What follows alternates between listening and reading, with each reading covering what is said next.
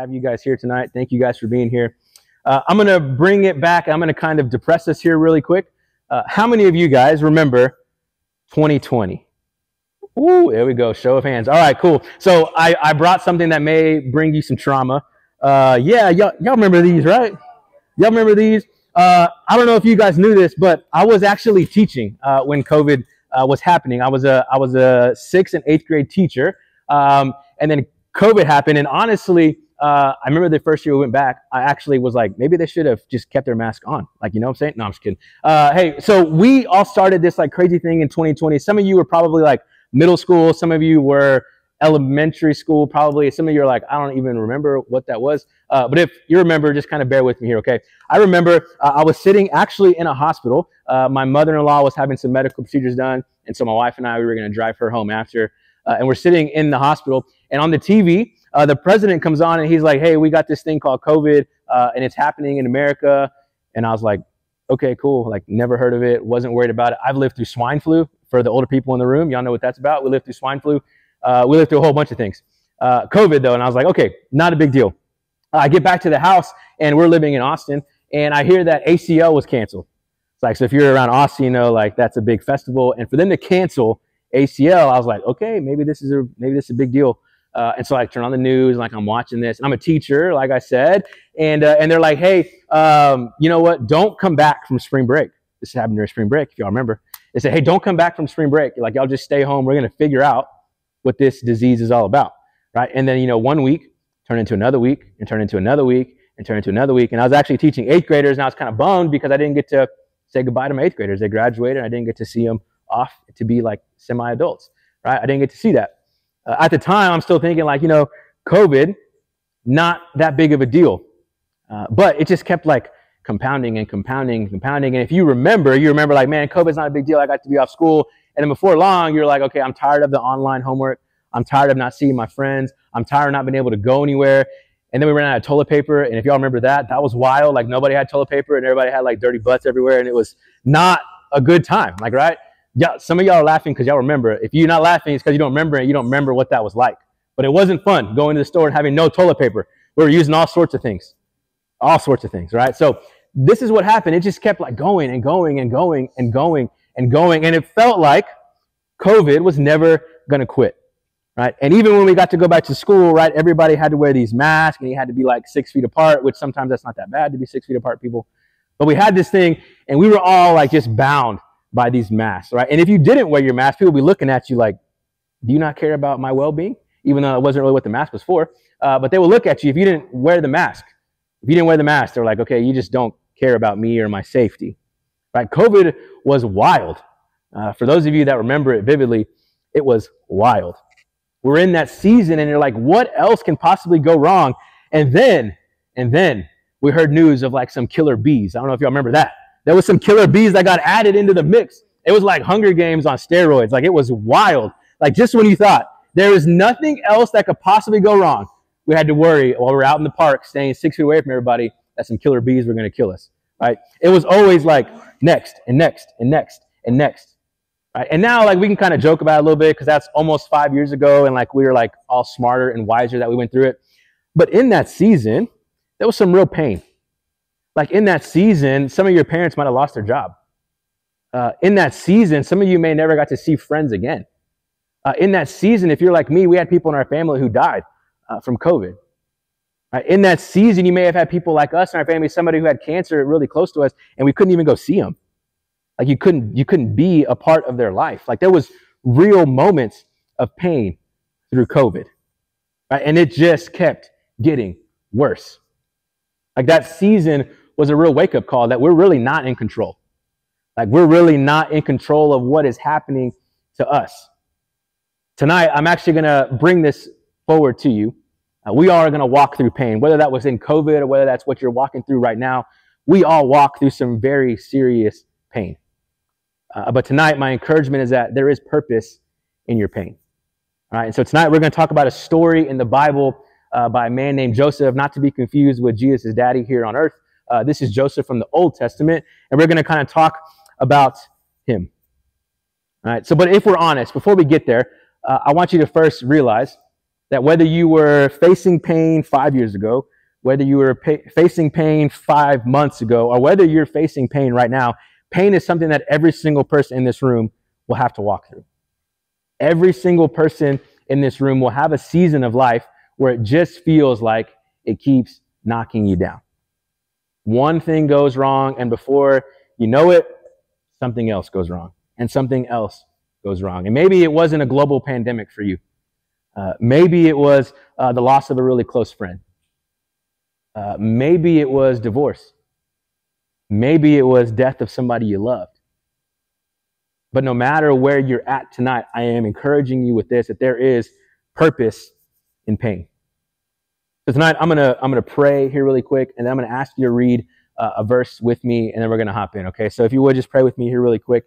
Dear God, thank you for today. God, would you speak through me? And would you stir people's hearts in this room tonight? We love you. Jesus, I pray. Amen. All right, so up on the screen is our key verse for tonight, and I want you guys just to read it with me, okay? Now, this is like 3rd grade level, so if you don't read 3rd grade level, it's okay. Just kind of mouth the words, okay? Okay, Genesis 50:20. We're going to read it together. Here we go on the count of 3. 1, 2, 3. You intended to harm me, but God intended it all for good. He brought me to this position so I could save the lives of many people. Look at y'all. Y'all are all geniuses. Fantastic. These are actually words spoken by Joseph at the end of our story. So yes, I'm giving you the end of the story before we actually get there, because I want you to see that we're going to talk through some pretty traumatic stuff in his life, but I want you to see this is the end result. Okay, so now you're like, okay, not a big deal. Like I'm even thinking when we sang that last song, like it's really easy to sing like, yeah, God, you're good, you're good, you're good when things are good, right? But to hear Joseph's story and for him to still say this is going to blow your mind. Okay, so here we go. I'm going to give you 3 points tonight. Point number one is betrayed but not broken. Joseph was betrayed but not broken. And so what I said, we're going to read through 4 chapters of Genesis. I'm going to abbreviate and shorten it and give you the story. But I got to tell you, this story is about a 17-year-old. It starts off as a 17-year-old boy. We got any 17-year-olds in here? Show of hands. Any 17-year-olds? Come on, I see a couple of you. 17. All right, perfect. If you're 16 or 18, you might feel like a 17-year-old. So just think, somebody like you, a junior or a senior in high school age, this is the story that we're talking about. Joseph at 17. Here we go. In Genesis chapter 37, we pick up this story, and Joseph at 17, the youngest of his family, begins to have these dreams.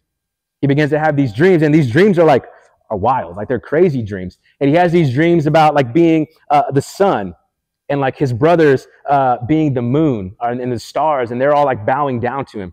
His older brothers, mind you, older brothers, like this is like your little brother who annoys you saying like, hey, one day you're going to bow down to me. Right? It's kind of weird. It's kind of out there. He has this dream about the stars and about the moon and about the sun. And then he has one about crops where these crops are bowing down to him. And I don't know about you guys, but if my little brother, I don't have a little brother, but if I had a little brother and he started saying that one day I'm going to bow down to him, I might get a little upset.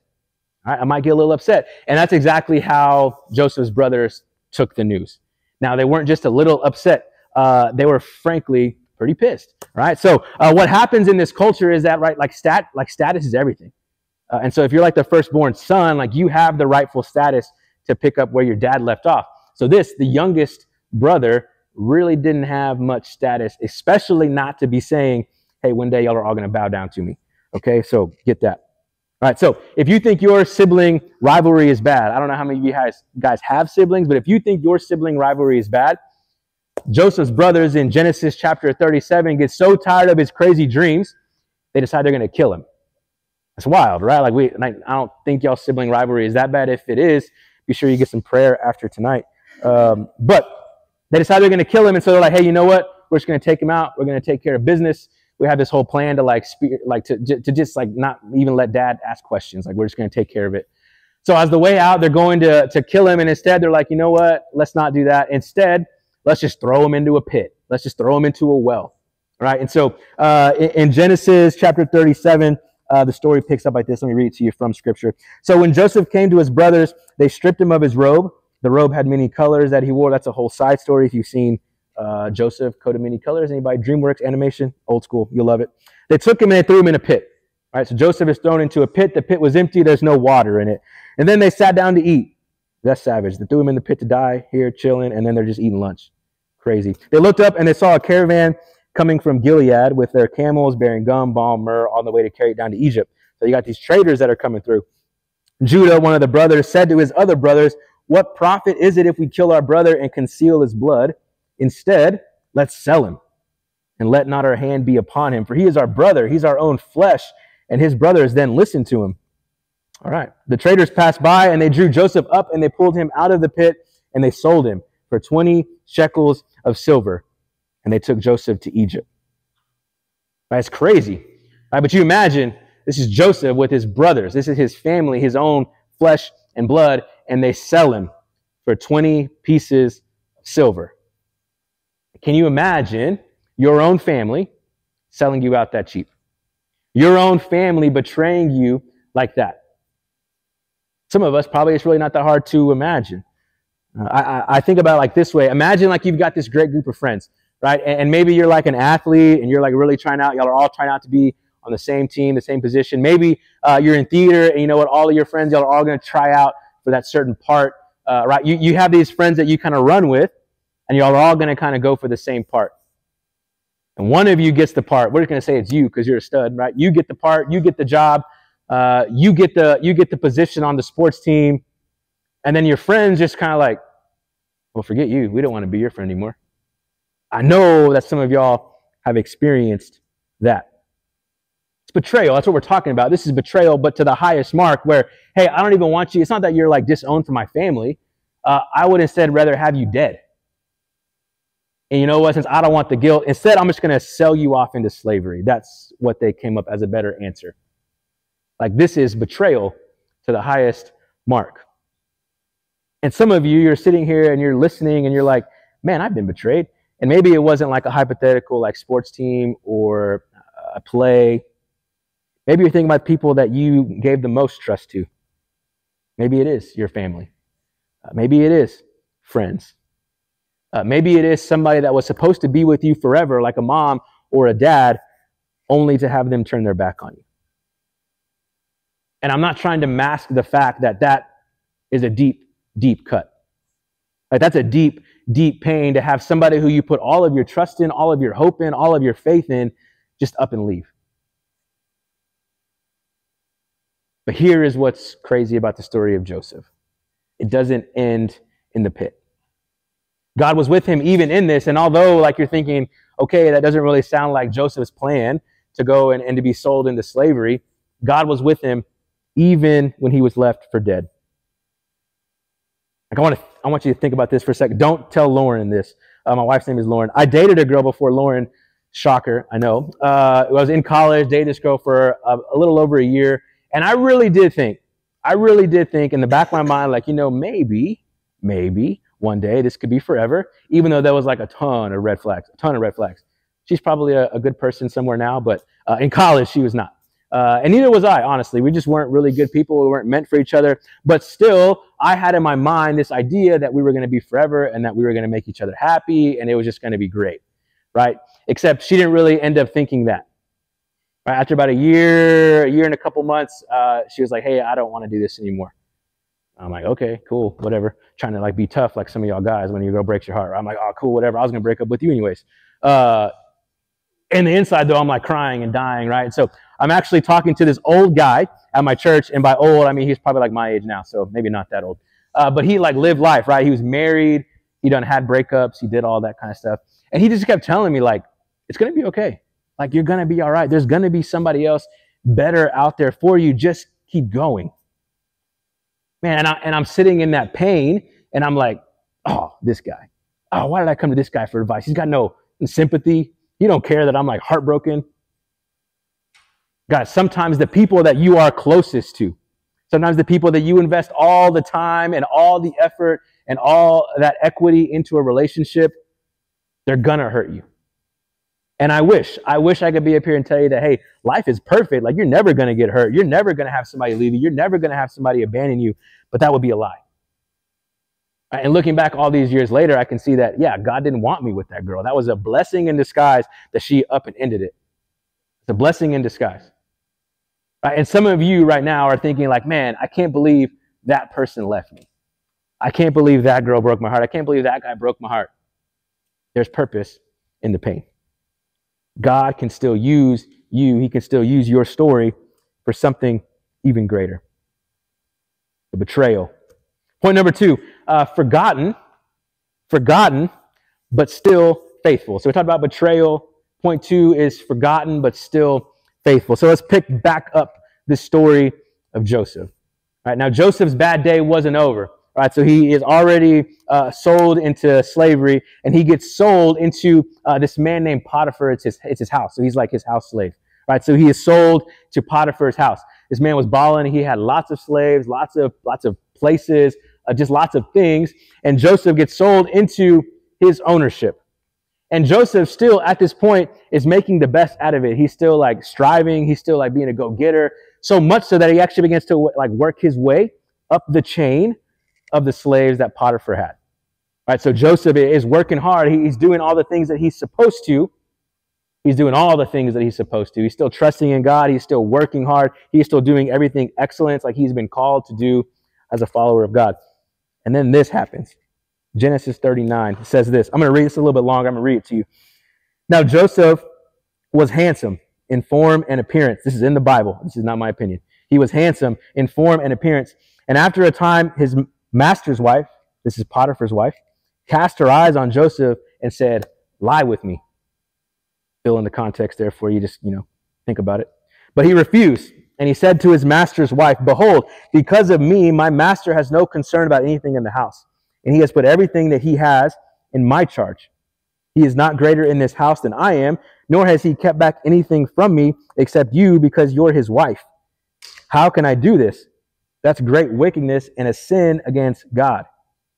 And she spoke to Joseph day after day after day after day after day. I don't know if you get the picture here. And he still would not listen to her. Still wouldn't listen to her. One day, he went into the house to do his work, and none of the men in the house were there. She caught him by his garment, saying, "Lie with me." But he left his garment. And he fled. He got there. I said, "Girl, you're crazy." Left his top of his coat there. "You're crazy." Left. And as soon as she saw that he had left his garment in her hand and had fled the house, she called the men of the house back in, and she said, "See, he has brought among us a Hebrew to laugh at us. He came in. He wanted to lie with me, and I cried out in a loud voice. And as soon as he heard that I lifted up my voice and cried out, he left his garment beside me, and he fled the house. That Hebrew servant whom you have brought among us came to my house, came into me to laugh at me. But as soon as I lifted up my voice, he was gone." As soon as the master, Potiphar, heard this, he goes and he gets Joseph. And he takes him and he puts him into prison, the place where all the king's prisoners were confined. And he was there in prison. But this is huge. Verse 21 says this, "But the Lord was with Joseph, and he showed him love and gave him favor in the sight of the keeper of the prison." I hope you were able to fill in this story. Potiphar's wife is accusing Joseph of doing something he didn't even do. Didn't even do it. Matter of fact, he was going extra, above and beyond to not even make it look like something could have happened. And yet still, he was blamed for something he didn't do. Quick show of hands. How many of you guys in the room have ever been blamed for something that you didn't do? Come on, me too. Yep. Right? We all get that feeling. We know what that's like, right? Because you're like, "Hey, I didn't even do it. Why are you so mad at me? I didn't even do what you're saying I was doing." And honestly, right, like if you're like me, because I'm not perfect, my first reaction is like, "God, what the heck? I'm doing exactly like you told me to do, and yet still it ain't enough. Still I'm getting accused for something I didn't even do." Joseph is in those same feelings with you, except he's now sitting in prison. And just when you might think like, "Hey, this has got to be rock bottom," like, "Hey, there's nothing worse than what Joseph's going through right now. This is rock bottom." He helps somebody interpret a dream in prison. He helps somebody in there interpret a dream, thinking that, "Hey, this might actually be my way out of prison if I interpret this dream correctly." He does. He interprets the dream correctly, and then the guy goes and forgets about him for 2 years. Guy had a dream. Joseph interprets it. It's correct. The other guy's like, "Okay, cool, I'm out." He forgets about Joseph, and Joseph sits in prison for another 2 years. Now, some of y'all know exactly what it feels like to be overlooked.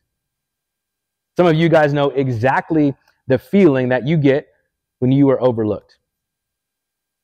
Maybe it's in class. Maybe it's in sports. Maybe it's in your own family. You're doing all the right things. You're doing everything that you can do. You're grinding, you're studying, you're praying, you're taking care of all the things that you can control. But it feels like nobody's even noticing. Nobody's even noticing.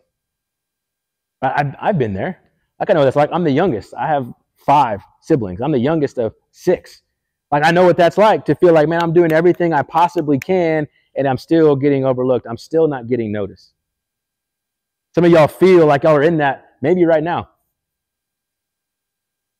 Joseph, he could have given up, right? Because that's kind of our natural tendency. We're like, well, if nobody's going to notice me anyways, I might as well act a fool and get somebody to notice me that way. Right? I might as well forget all the things I've been trying to do and just live however I want, and maybe then somebody will notice me, because at least if somebody's yelling at me, getting mad at me, at least they're noticing me. Right? Joseph could have given up. He could have been like, man, forget all this. I'll just do whatever I want. I'm already in prison. But instead, he remains faithful. He keeps trusting God even when he's sitting in prison feeling forgotten. As I was doing study for this, I found this quote, and it says, when you feel forgotten, when you are stuck in a painful place, remember that God hasn't forgotten his purpose for you.